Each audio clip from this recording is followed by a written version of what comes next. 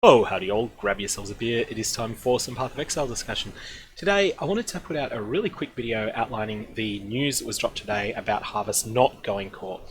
I'd sort of expected this because Harvest's ability to craft some of the most powerful items the game has ever seen ran both against the general idea of diminishing returns in character power that has been central to Path of Exile, really in the whole existence of the game. So essentially getting your first, if you're measuring power on whatever scale you're going to use, getting halfway to maximum power is very quick. Getting to 60% takes a while, getting to 70% takes a lot longer, 80% is beyond the amount of time that most people will play, and 90% and 100% are completely out of reach for basically for everyone. And that's been one of the things that's kept the content kept it possible to design content that feels sort of within range for casual players, because it doesn't seem like you need to get much stronger to be able to handle it, but that is still engaging to power gamers. Anyway, so that's diminishing returns, and Harvest sort of goes really against that. At the very top end of play, you can absolutely trivialize all of the content in the game, except for stuff like 100% delirious maps that is basically not really available in any quantity at all. And so essentially you wind up in a situation where the fun content for people at the power gamer end of the spectrum is super choked off by the fact that you need to acquire, do ungodly amounts of trades. So anyway, that was the reasons that I was sort of hoping it wouldn't go core as it was. And I think that ultimately the best solution would be to have it go core in future, but not to be able to be used on influenced items.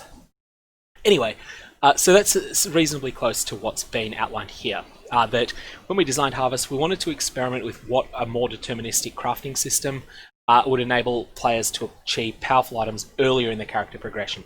And Harvest definitely did that, and I think that was a real positive. And in that sense, we feel that this crafting system has been successful.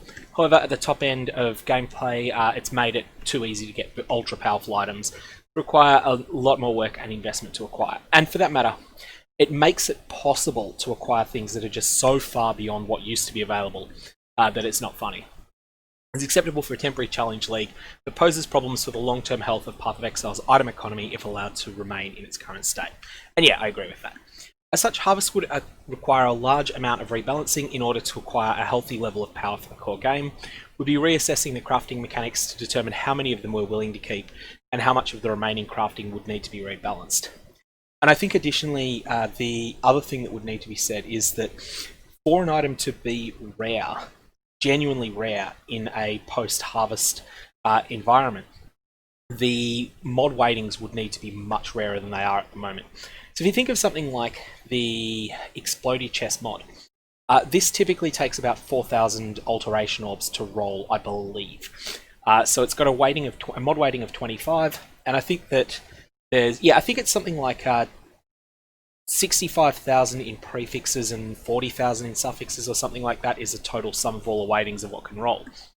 So essentially, you're buying raffle tickets where 25 are winners, and there's about 100,000 tickets in there. That is what it's like. That's what the Explodey mod was balanced around. However, in actual practice, it wasn't anywhere near that rare. And that's at least in the Harvest League. And as a result, you could see combinations that would otherwise never exist, like the Explodey mod with 4 or 5 other desirable mods on the same item. That Explodey mod's power was balanced around the idea that you couldn't get it with everything else you wanted on it. You could get it, or you could get the other things. In Harvest, you got them all. And so, yeah, it ended up that content was too easy for the character power that existed at the top end. This wasn't a problem at the low end, and in fact it was positive at the low end. Anyway, so the standard method of adding mechanics to core gameplay where they gain a 10% chance to appear in maps doesn't really work for Harvest. Yeah, I agree with that for all the reasons they say here. We plan to look at an alternate method of providing access to Harvest mechanic that isn't strictly reliant on RNG, but implementing something like this will require a fair amount of time and therefore not be immediate. And I think one of the things that's been suggested as a possibility would be having a Shabi as a master. Anyway, that's not sort of actually going to happen at the moment. The harvest mechanic also creates some database issues in terms of the amount of data being stored. The non-trivial technical problem we would need to resolve before allowing it to exist long term. That's something I hadn't thought of, but yeah, that makes sense that you're producing an enormous amount of slowly incrementing data. So for instance, you think in my garden at the moment, I have 12 fields of seeds. Each one, the game has to have a database entry somewhere for, oh, this is a monster level 82 Crush Claw seed that is currently at 7 of 9 development status. This one next to it is a Vivid Aberrach bulb that's at monster level 81 and that is at 4 of 9. So it's got to track all this information for every square in your garden, which is something that the other zones, for instance, like the menagerie, there needs to be some memory of what beasts you've got, but it's nothing like what it is for harvest. So yeah, that's an enormous issue I hadn't thought of. So all these issues are too time consuming to implement immediately. We'd like harvest to be core in the future. We're not sure what that would look like. So in summary, if you're enjoying harvest in its current form, be sure to take advantage of it while you can. And that's definitely the case. If you're a standard player, if you care at all about standard items, this is basically saying that no life for the next 5 weeks and skip the next league, is what this is saying to you if you're a standard player. Because these items will probably not be available at their current power level.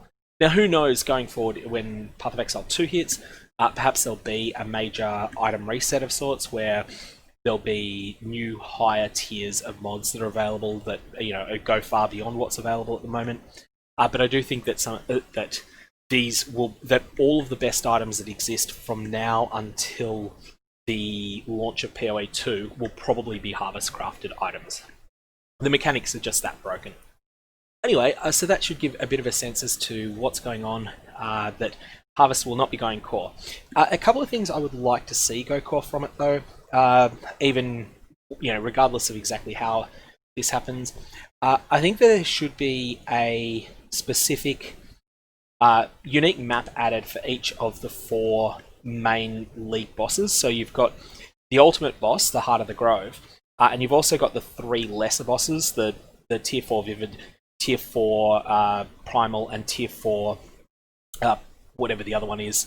It escapes my mind at the moment. But the 3 tier 4 seeds should have their own unique map, and the Heart of the Grove should have its own unique map, just so that these encounters are preserved in some form.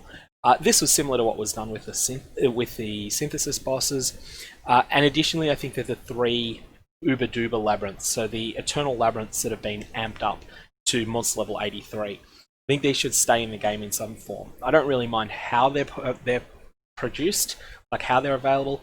I don't mind what the rewards are, whether they stay the same as they've been or whether they're different. Oh, and also the Infused Beachhead as well. Infused Beachheads have been a lot of fun.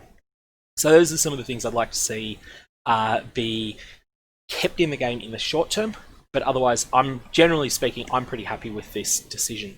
However, ultimately, I think there's a big divide within the Path of Exile community over this, where, as I see it, there's one section of the player base that see the idea of just getting higher stats on your character, higher stats on items and the like, as being the goal.